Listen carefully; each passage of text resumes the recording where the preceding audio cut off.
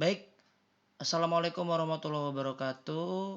Selamat datang teman-teman di mata kuliah grafika komputer, yaitu di pertemuan ketiga ya. Pertemuan ketiga ini adalah output primitif, di mana saya akan menggunakan dua referensi sekaligus dan kita kolaborasikan bersama-sama. Di mana output primitif ini adalah gambar dapat dijelaskan dengan beberapa cara. Bila menggunakan raster display, gambar ditentukan oleh satu set intensitas untuk posisi display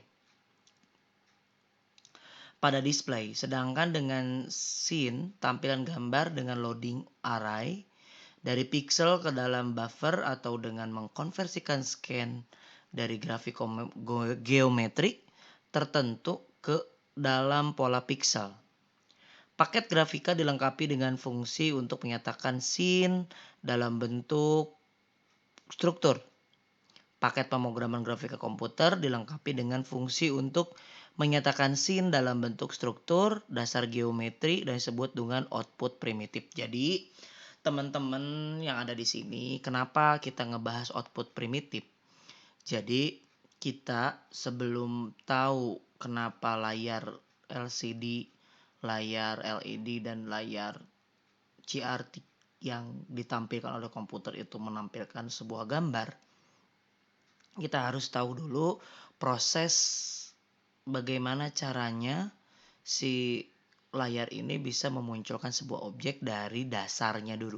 Ada teknik dasarnya dulu gitu. Nah, di sini saya buka dari yang grafika komputer 2 ya. Penggambaran objek primitif. Objek primitif itu sendiri seperti yang tadi saya sudah disebutkan bahwa titik-titik yang membentuk sebuah objek, garis di mana garis dibentuk dari dua titik, dari garis dapat dibentuk poligon, kurva maupun lingkaran.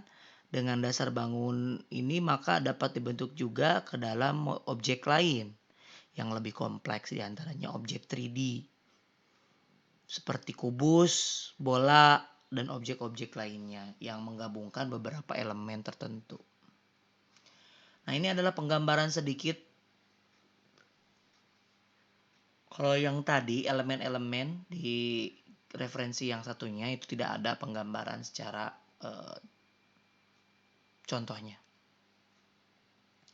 Kalau di yang referensi yang kedua ini, kita tahu bahwa objek dua dimensi itu terdiri dari titik, garis, ya, titik, garis, lalu dia dibuat menjadi poligon, kurva, lingkaran, lalu dirubah lagi ke dalam model 3D dan juga rendering seperti ini. Jadi elemen-elemen pembentukan objek grafis itu ada ada bermacam-macam ya. Ada titik dan garis, lalu membuat sebuah poligon, kurva dan lingkaran, lalu dibuat lagi ke dalam model 3D, bola, objek, gambar, kubus dan lain sebagainya dalam mode 3D. OpenGL salah satu graphic engine yang dimiliki oleh beberapa sistem yang ada dalam komputer mendefinisikan objek primitif pada gambar berikut. GL point adalah menggambarkan titik-titik. GL line adalah menggambarkan garis. GL line strip dia menggambarkan garis tapi berbentuk strip, line strip gitu ya. GL line loop dia bisa melooping garis yang sudah dibuat. GL polygon membuat poligon. GL triangle strip dia membuat triangle strip. GL triangle yang sempurna triangle-nya, kalau strip itu ada garisnya. GL triangle fan dia berbentuk seperti nampak atas dan nampak bawah ya. Terus ada GL quads, ada quad strip. Itu adalah salah satu contoh penggambarannya. Penggambaran titik dan garis yang akan kita jelaskan saat ini. Pembentukan titik dilakukan dengan mengkonversi suatu posisi titik koordinat dengan program aplikasi ke dalam suatu operasi tertentu menggunakan output atau random scan atau vector system. Vektor sistem itu sendiri menyimpan instruksi pembentukan titik pada display list dan nilai koordinat yang didapat. Menentukan posisi pancaran elektron ke arah lapisan fosfor pada layar garis dibuat dengan menentukan posisi titik di antara titik awal dan akhir dari suatu garis. Perlu diperhatikan bahwa sistem koordinat biasa dan sistem koordinat grafik disebut sedikit berbeda seperti yang ditunjukkan pada gambar berikut. Perhatikan sistem koordinat dalam pemrosesan grafis berbeda dengan model koordinat Cartesius.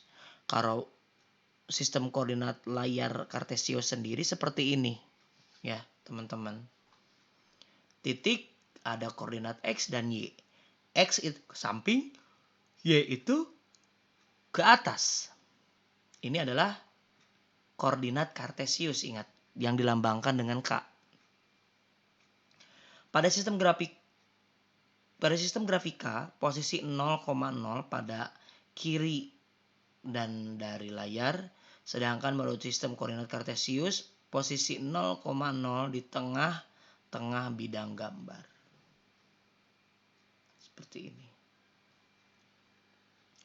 Nah, untuk membuat garis itu sendiri ada beberapa algoritma pembentukan garis. Nah, di pertemuan hari ini kita akan membahas tentang beberapa algoritma dalam pembentukan garis itu sendiri. Ternyata garis juga ada algoritmanya ya. Iya betul, karena berhubungan dengan grafik sistem. Pada dasarnya algoritma penggambaran atau pembentukan garis berusaha mencari suatu cara pembentuk garis sedemikian rupa sehingga masalah dapat dihindarkan dan bisa dioptimalkan sebaik mungkin. Diilustrasikan seperti ini. Misalkan di sini ada titik P dan titik Q, di mana titik P dan titik Q ini hanya berupa garis dan titik saja. Tapi bila diberikan algoritma, titik dan garis ini bisa memberikan sebuah nilai atau manfaat dari data itu sendiri, gitu ya. Nah, contohnya seperti ini. Dia bisa kalau seperti ini kan tidak terlihat apa manfaatnya atau apa fungsinya, hanya P dan Q. Tapi di sini P itu adalah titik terendah dan Q itu bisa dilihat menjadi titik tertinggi. Jadi misalkan ada proses pembelian saham Raffi Ahmad gitu ya, Rans Entertainment. Tahun sekian di angka berapa, tahun sekian naik di angka berapa, tahun sekian tetap, terus ada kenaikan lagi yang signifikan dan tetap stagnan. Nah, ini adalah salah satu contoh pengilustrasian mengapa algoritma pembentukan garis harus kita pelajari. Algoritma penggambaran garis dasar. Persamaan garis menurut Cartesius adalah Y sama dengan M dikali X ditambah B. Di mana M adalah slope atau kemiringan dari garis yang dibentuk oleh dua titik yaitu X1 dan Y1. Dan X2 dan Y2. Untuk penambahan X sepanjang garis yaitu DX akan mendapatkan penambahan Y sebesar delta Y sama dengan M dikali delta X. Dari formulasi di atas dikembangkan algoritma dasar untuk penggambaran garis. Contoh, diketahui dua buah titik A terdiri dari X-nya 2, Y-nya 1. Dan B, X-nya 6, B-nya 4. Tentukan titik digital yang dilalui oleh garis melalui kedua titik tersebut. Jawabannya adalah hitung nilai M-nya dulu. Rumusnya adalah Y2 dikurangi Y1, X2 dikurangi X1. Dibagi menjadi 4 dikurangi 1 dan 6 dikurangi 2 sama dengan 3/4. Hasilnya adalah 0,75. Kemudian dibuat tabel seperti ini, di mana R2, 2, 3, 4, 5, delta R-nya min 0, 1, 1, 1, R kuadratnya 2, 3, 4, 5, 6, Y-nya 1, 1, 1,75, 2,50, 3,25. Delta Y-nya strip 0,75, 0,75, 0,75, 0,75. Y pangkatnya adalah 1, 1,75, 2,50, 3,25, 4. Jika X-nya 2, Y-nya 1, maka hasil delta X-nya, delta R-nya adalah strip atau 2,2. Delta R-nya 0, R-nya 2, kuadrat R-nya adalah 2. Jika 3,2, ya. Jika 3,2, maka delta Y-nya 0,75, delta R-nya adalah 1. Seperti itu.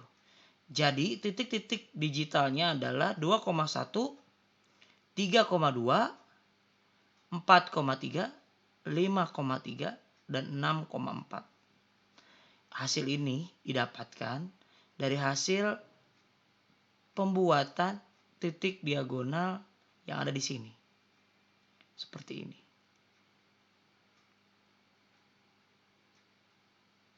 Nah, kita beralih ke referensi yang kedua. Algoritma garis, pembentukan garis, Y sama dengan M ditambah dikali X ditambah B. Sama seperti yang tadi. Kita pakai algoritma garis DDA. Algoritma garis DDA itu dasar ya, algoritma pembentukan garis berdasarkan perhitungan delta X dan delta Y. Menggunakan rumus delta Y, M dikali delta X, garis dibuat dengan menentukan 2 endpoint, yaitu titik awal dan titik akhir. Setiap koordinat titik yang membentuk garis diperoleh dari perhitungan. Kemudian dikonversikan menjadi nilai integer. Langkah-langkah pembentukan menurut algoritma DDA yaitu tentukan 2 titik yang akan dihubungkan. Yang kedua, tentukan salah satu titik sebagai titik awal yaitu X0, Y0 dan titik akhir X1, Y1. Hitung delta X sama dengan X1 dikurangi X0 dan delta Y1 dikurangi Y0. Tentukan step yaitu jarak maksimum jumlah penambahan nilai dikali maupun nilai Y dengan cara bila delta Y-nya lebih besar dari delta X maka step yang dibuat adalah nilai delta Y yang diambil. Jika bila stepnya sebaliknya maka delta X yang diambil. Penghitungan penambahan koordinat piksel yaitu X increment sama dengan delta X dibagi step yang kita pilih. Dan Y increment sama dengan delta Y dibagi step yang kita pilih. Koordinat selanjutnya X ditambah X ditambah X increment dan Y ditambah Y increment. Posisi piksel pada layar ditentukan dengan pembulatan nilai koordinasi tersebut. Ulangi step 6 dan step 7 untuk menentukan posisi piksel selanjutnya sampai X sama dengan X1 dan Y sama dengan Y1. Contoh, untuk menggambarkan algoritma DDA dalam pembentukan suatu garis yang menghubungkan titik 10,10 dan 17,16, pertama-tama kita harus menentukan DX dan DY-nya. Kemudian kita cari stepnya, mendapatkan X increment dan Y incrementnya. Delta X-nya itu sendiri. X1-nya adalah 17. X1 itu yang ini. Titik akhir. Titik awal itu X0 atau 10. Y0 10, Y1-nya 16. Delta X sama dengan X1 dikurangi X0. 17 dikurangi 10 sama dengan 7. Delta Y1 dikurangi Y0 sama dengan 16 dikurangi 10 sama dengan 6. Delta X-nya menghasilkan nilai absolut 7. Delta Y-nya menghasilkan nilai absolut 6. Karena dilihat dari stepnya ini adalah delta X lebih besar dari delta Y, Maka step yang kita ambil adalah 7. Maka diperoleh X incrementnya 7 berbanding 7 atau 1. Dan Y incrementnya adalah 6 dibagi 7 sama dengan 0,86. Maka kita buat tabel seperti ini. Kartesiannya ada 0 sampai 6. Lalu round X-nya 10 sampai 17. Round Y-nya 10 sampai 16. Kita ubah dari yang kartesian nolnya sendiri ada X, Y yaitu 11,11. X-nya 11 dan Y-nya 0,86. Kenapa yang sebelah kiri bulat, sebelah kanan tidak bulat? Karena kita pakai peraturan yang ini. Step delta X. Jadi yang kedua mah dikalikan dengan 0,86. Seperti ini. Mengerti ya? Jadi kenapa ini nilainya berbeda dan ini nilainya bulat? Karena yang satu sendiri itu dikalikan dengan 1, yang satunya dikalikan dengan 0,86. Seperti ini hasilnya. Lalu setelah dibuat tabel kartesian, kita buat grafik kartesiannya. Disesuaikan dengan hasil yang didapat. Seperti itu. Berikutnya kita ke yang ada dulu di sini. Ke materi yang kedua, grafik komputer 2, maksudnya di referensi yang kedua. Ada latihan nih buat kalian menggunakan algoritma dasar. Tentukan koordinat titik-titik digital untuk garis yang dibentuk oleh dua titik tersebut.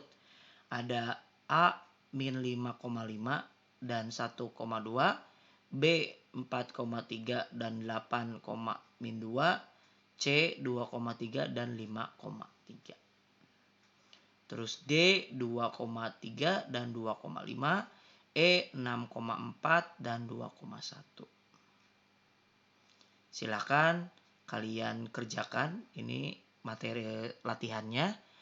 Min 5,5 dan 1,2, 4,3 dan 8, min 2, 2,3 dan 5,3, 2,3 dan 2,5, 6,4 dan 2,1. Silakan dikerjakan. Contohnya sudah saya perlihatkan yang tadi, yang ini ya. Algoritma garis DDA.